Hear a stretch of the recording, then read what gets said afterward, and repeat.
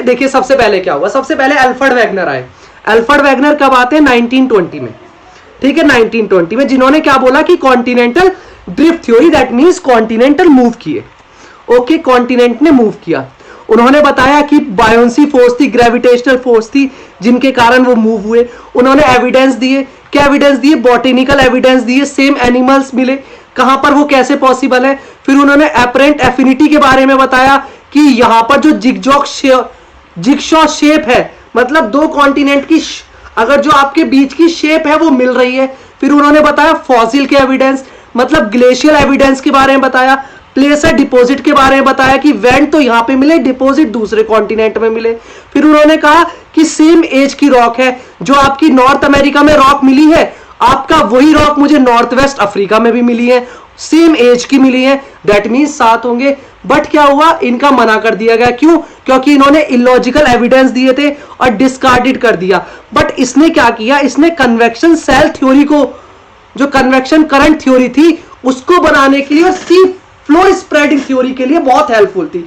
क्योंकि कहीं ना कहीं उन्हें लगने लगा कि ये जो कॉन्टिनेंट है साथ में, तो रीजन है, अच्छा रीजन दिया है कि पहले एक साथ थे, बट ये रीजन नहीं दे पाए कि अलग क्यों हुए।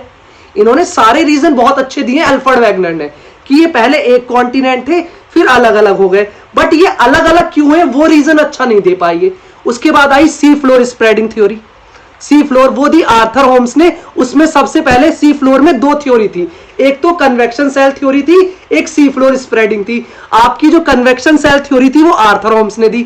आर्थर होम्स ने कहा कि जो हमारी अर्थ का सरफेस है वो टॉप लेयर क्या है, टॉप लेयर है हमारी लिथोस्फीयर, उसके नीचे मैग्मा है और राइजिंग लिम्स है। वो लिम्स क्या कर रही है, एक राइजिंग है और एक कन्वर्जिंग है, ठीक है। उसके बाद आते हैं आपके हेनरी हैज ने दी सी फ्लोर स्प्रेडिंग थ्योरी, कि जो हमारा ओशियन का सी का फ्लोर है वो स्प्रेड कर रहा है। जहां पे राइजिंग लिम है वहां पर रिजेस बन रही है, जहां पर फॉलिंग लिम है वहां पर ट्रेंचेस बन रही हैं।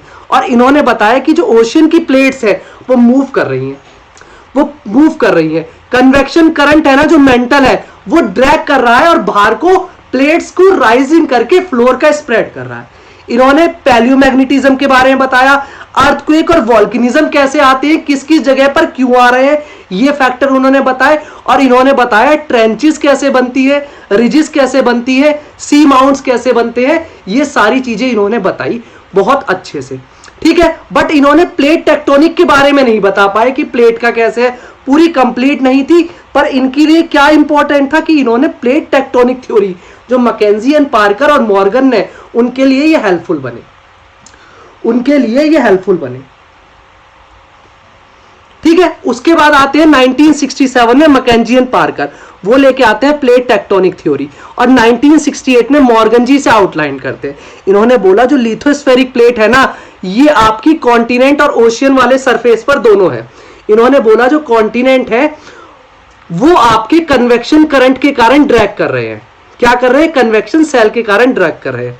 इन्होंने बहुत सारे फीचर्स बताए, और सबसे ज्यादा जो वाइडली एक्सेप्टेड थ्योरी है वो कॉन्टिनेंटल प्लेट थ्योरी है, जिसने हमारे वेरियस ज्योग्राफिकल फीचर्स थे, माउंटेन कैसे बने, वॉल्केनिक माउंटेन्स कैसे बने, प्लेटू कैसे बने, फिर उन्होंने बताया वॉल्केनिक आइलैंड्स आर्क बेल्ट कैसे बने, वो सब मैकेंजी एंड पार्कर और मॉर्गन की प्लेट टेक्टोनिक थ्योरी ने ही बताया। अब बताइए किस किस स्टूडेंट को किस किस टॉपिक में कहां पर इशू है सी फ्लोर स्प्रेडिंग